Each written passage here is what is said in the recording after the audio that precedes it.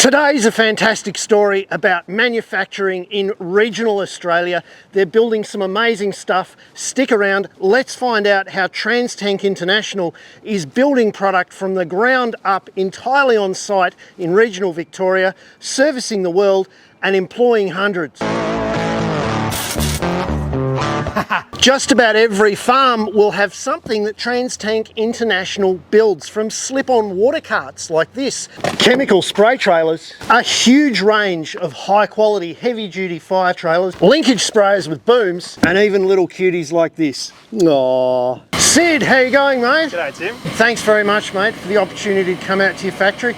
It's solar-powered, it employs 130 people, and we're going to find out how you make these amazing machines. Absolutely. Let's go and have a look. So Sid, this essentially is a story about making tanks, so I suppose it's logical we start with your rotomoulding, isn't it? That's it, yeah. Every one of our products starts with the tank itself. Yep. We've been doing it for over 25 years. Yep. So you could say we're seasoned experts at it. Fantastic. Well, let's have a look at how experts make tanks. Let's do it. So Ian, talk me through, what are you guys doing here? What's happening here at the moment? I've seen that this frame has come out of a big furnace. Yep, so it just came out of the oven. When it's come out of the oven, it's all liquid still. Yep. So the plastic is inside these steel moulds. Yep. And it's sort of swishing around as a liquid form. More like a Play-Doh, sort of. Like, it's not going to just slosh around. Yep. But it's still liquid, so it needs to keep moving. Yeah, right now it's cooling over the fans. Okay, yes. How long will it stay there cooling? In total, about 30 minutes. Right. Depends on what you're cooking though, but... Yeah, of course. A larger tank might take longer because there's more air inside, I suppose. Yeah, a lot more air, a lot thicker. Yep. We make the tanks thicker so that they're sturdier. Yeah, okay, okay. How long do they spend in the oven, mate? Spinning in the oven? Because it was spinning in the oven as well, wasn't it? Yeah. So this one's spun in the oven for about 37 minutes. Yep. About 37 minutes. About, because I pulled it out and had to put it back in. Yeah, right, you We are. need to get the right cook. So when you're talking about the right cook, there's still a human element in manufacturing these tanks. You've still got to know what's going on. What sort of tests do you do during the production process to make sure that the tank's going to be perfect? There's a lot that goes into it. Like you said, there's a human element. The weather affects a lot. Okay, so even just the temperature of the shed? The temperature of the shed, how often we cook the mould. If the mould's hot, it's going to take less time. How humid it is will affect it, because that affects how quickly heat gets into it. Now, I saw when you pulled it out, the first step I saw was you took off a couple of clamps and you actually reamed out some holes in the tank. Is that the start of the fit-out process for this tank, or what's going on there? No, so that's if the tanks and moulds don't have somewhere to breathe, they'll find somewhere, and normally it's in the flange line, which is where the moulds meet. So the temperature's changing now, it's dropping. You've got to quickly get a hole in there to stop any cracks appearing in the tank. Exactly. So Ian, plastic polymers, mate. I suppose plastic polymers aren't polymers. What do you look for when you're making a tank? So when we're making a tank, there's a few different things. How it will cook for us in the oven. We'll make sure it catches every detail of the mould. So it's got to flow fast enough but not too fast. It's got to be just right, like Goldilocks. Yeah, it's just right.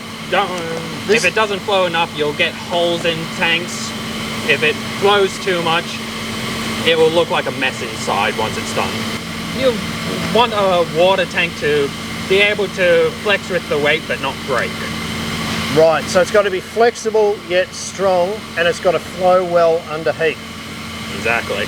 So while we wait for those other moulds to cool down, mate, this is one that's just come out of the oven. Ow, it's a bit hot, isn't it? Yeah. What are you doing now? It comes out hot. So, we need to keep it the right size. Okay. We need to keep it shaping that. If we don't have air in it, it tries to suck in from all the hot air and so it'll start to collapse. So you're keeping a positive air pressure inside it? Yeah. How long do you do that for? Depends on the season. Yep. If it's hot or cold. Yes. But between half an hour to an hour. Well, it's been about 10 minutes, mate, and this tank is still warm. but it's feeling quite solid. What do we do now, mate? So what we'll do now is we'll thickness test it. Okay. Make sure it's up to the Australian standard, and it's our first point of control.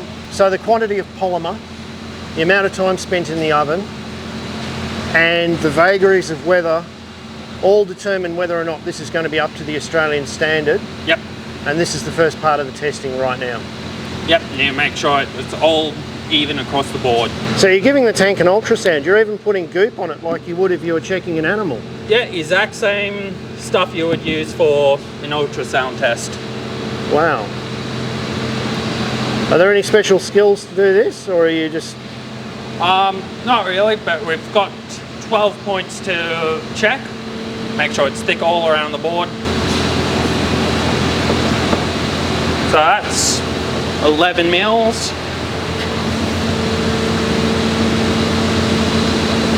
Another 11.1.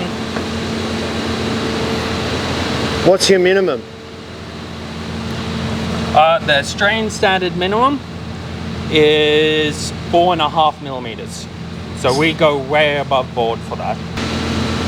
So that's over 6 millimeters at the thinnest point. So far, this will be a good tank. 11.5.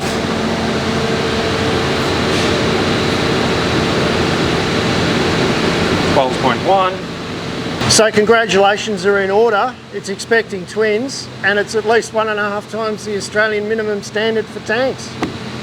Yep, so this is a good tank so far. Yep. A lot of tanks are made overseas, aren't they? It's very rare that tanks are made in Australia. If people are looking at other tanks and they want to see where the pressure points are, they should always have a look at the centre of the mould and the highest part of the tank. Yeah, normally the centre of the end will be your thinnest part. Yep. At least for us, it's always well above what it needs to be. If it was thin, people would be able to feel it moving a lot more under compression when they hit it, wouldn't they? 100%. So if you're looking at a tank and you want to see if it's as good as one of these, give it a good whack in the middle. Yep. And the ultrasound of the fist should give you an indication. Well, Ian, thanks very much for taking us through the whole process, mate. I'll move on now and let you clamp together this mould and get started again. You're a busy man. Always am. And you just bought your first house, I hear. Yep. How good is that? So you're living local as well? Yeah. It's a very exciting time, mate. All the best with your new house and all the best with your prospects. And thank you very much for taking the time to take us through such a complex process as building a tank. No worries. Happy to help. Well, that's the tanks taken care of, Sid. Now, apparently you assemble your trailers here as well. We sure do. So let's check out our assembly. Fantastic. I'm keen to see the trailer. So your trailer assembly starts with the bare frame, mate, and it's fully galvanised. Are they all galvanised? They are. They're hot dip galvanised and they're made super tough.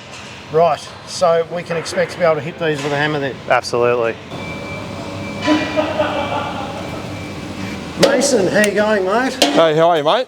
Oh, Nice to meet you. awesome. Thank you for having us here today. No worries. Mate, old-fashioned soldering. You don't see that very often these days. No, it's about the only thing we solder on the trailers at the moment. It's just these trailer lights. So everything else is all plug and play. Yeah, right. But for this particular trailer, you've got to customise the harness a bit. I suppose there's several different variants, aren't there? Yeah, there's a couple of different ways that we go with just different frame sizes. Yeah, right. And that's going to last a long time being soldered.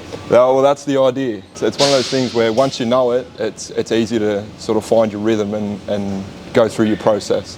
Where do we go from here, mate? From here, I'll cover this up with heat shrink it down, tuck it back into the frame. And then all I have to do is pin those wires up at the back there, and then this frame's right to move on to stage 2. And what is stage 2? Stage 2 would be the axles and springs, which is all your suspension, axles, your rocker kits, which go on underneath, and then they put the brake line on in stage 2 as well. Well, I better go and have a look at that now, hadn't I? No worries. G'day, Michael. How you going, mate? Good, how are you? Mate, this is the loud area, isn't it? Yeah, it gets pretty loud in here. Explain to me what's going on at this stage, mate. Well, so we'll just do a visual check of what they did in stage 1. Yeah, Just make sure everything's been done. yeah. But then also we will torque all these U-bolts and mark them with red texture when we've torqued them. Yep, yep. When we tighten the shackle bolts, we'll mark them with yellow texture so that people know that they've been tightened and that they're, you know, secure. So if you're buying a trailer, make sure you look for marks indicating that there's a quality control stage in the production. Yes, and they will all have those marks because everyone checks them. And everyone checks everyone else's works at each stage, and in stage 3 we have a checklist and we make sure everything's been marked. If it hasn't been marked, we check to make sure it's tight and then mark it. Well, I'll let you go and keep being loud, mate. Yeah. All right, Thank good you. on you. Thanks for your time. Yeah. Good on you. Well, Sid, there's the 3 stages to get our rolling chassis. Once the trailer's complete, mate, we come down here. What's happening down here? Yep, so it goes to another operator where the tank gets fitted, the engine and pump gets plumbed up, and it all comes together.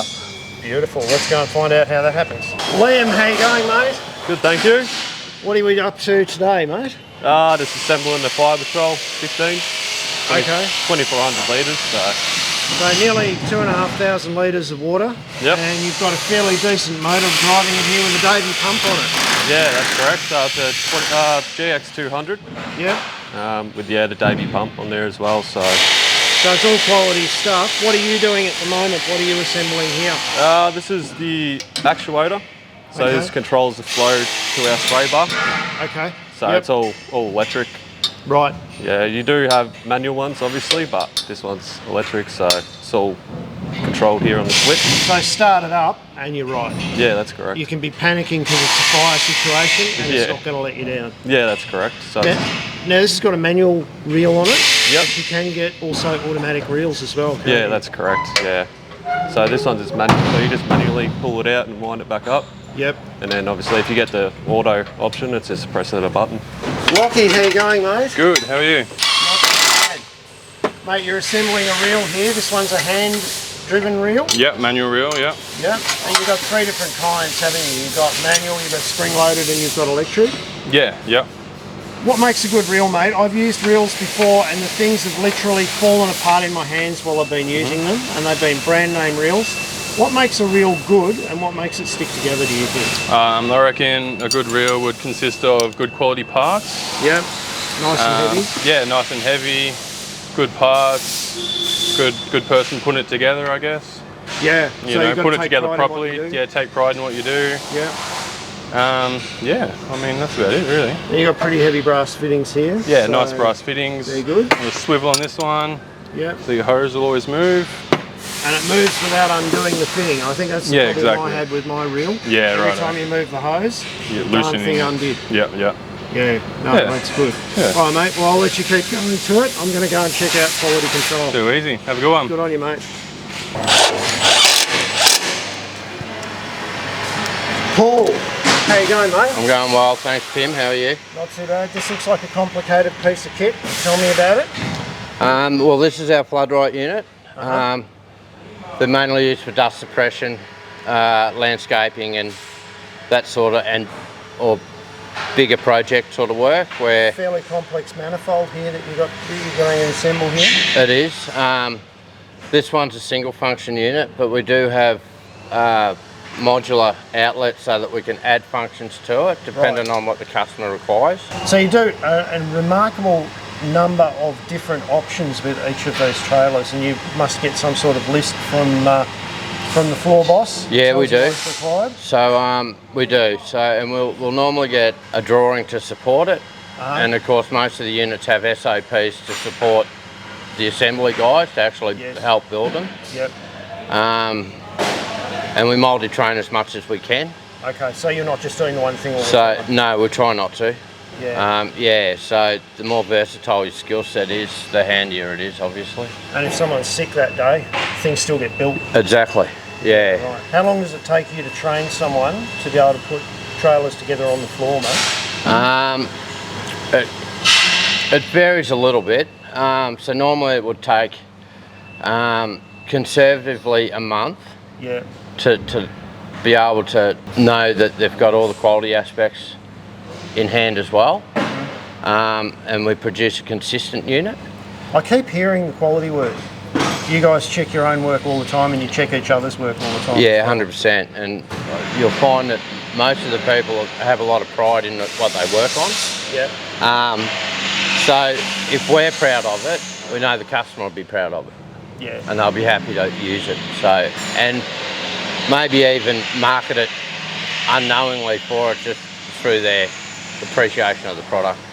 In manufacturing, the amount of pride that people have in what they make is enormous, isn't it? Yeah, You go home and you feel like you've done a good day's work. absolutely. And that's everyone's goal, regardless of what they're doing. So we've just got a little bit more control over it.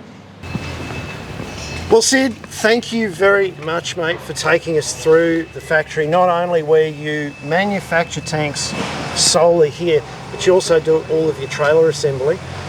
One of the things that struck out to me as I do a lot of factory tours, it's your people. There were so many people who had pride in what they were doing and were wanting to come up and tell us about what they did.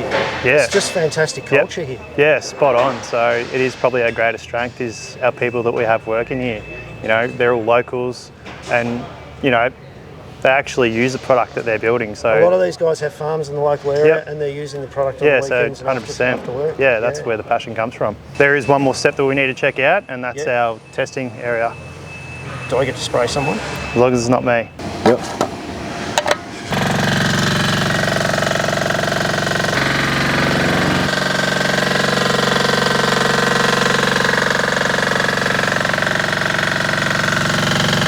Sean, how you going, mate? Yeah, not too bad, thanks. Yourself? Not too bad. Now, you've got the iPad here. You do an electronic log of every machine that leaves your Pretty much. factory and you do quality control on it. Yep, pretty much everything from trailers to flood rights. We even do the little diesel cadets, you know, Yep. 100 litres and all that. We've got to do a visual inspection and that, so it all correlates with everything upstairs in the right order. And you've got a visual record of it as it left the factory. Exactly right, yeah. Yep. That's fantastic quality control. So mate. pretty much as everything that leaves this place is documented. Well, mate, do you mind if I join in your quality control and have a little bit of a go of this? Yeah, go for your life. All right, thanks, mate. Start her up.